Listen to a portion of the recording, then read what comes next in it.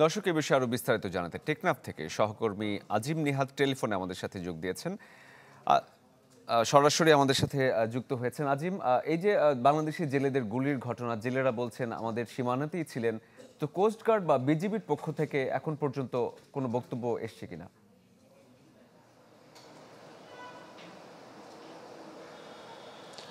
শরীফ, টেকনাফ 2 বিজিবির পক্ষ থেকে কিছুক্ষণ আগে একটি বার্তা পাঠানো হয়েছে। তারা যেটি বলছেন যে ঘটনাটি শোনার পরপরই তারা মিয়ানমার সরকারের কাছে আনুষ্ঠানিকভাবে প্রতিবাদ লিপি পাঠিয়েছেন, কিন্তু এটির এখনো পর্যন্ত কিন্তু জবাব আসে নাই। আসলে কেন তাদের উপর হামলা করা হয়েছে।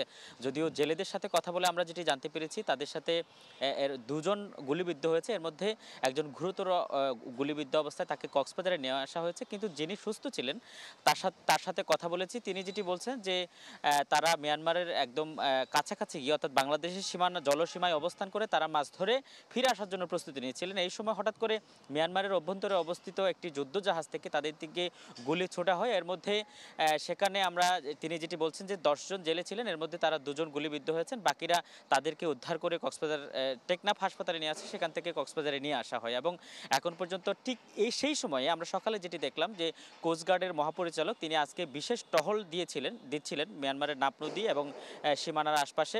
তিনি সেখানে বলেছিলেন যে বাংলাদেশের নিরাপত্তার কোনো ঘাটতি নেই এবং তারা যথাযথ ব্যবস্থা নিয়ে রেখেছেন। ঠিক সেই মুহূর্তেই কিন্তু 2 জন জেলে গুলিবিদ্ধ হয়েছে। এই ঘটনায় পুরো নাপ নদী জুড়ে এখন নতুন করে আতঙ্ক সৃষ্টি হয়েছে। শরীফ। আজিম, ধন্যবাদ আপনাকে। দর্শক, কক্সবাজার থেকে আজিম নিহাদ আমাদের সাথে যোগ দিয়েছিলেন।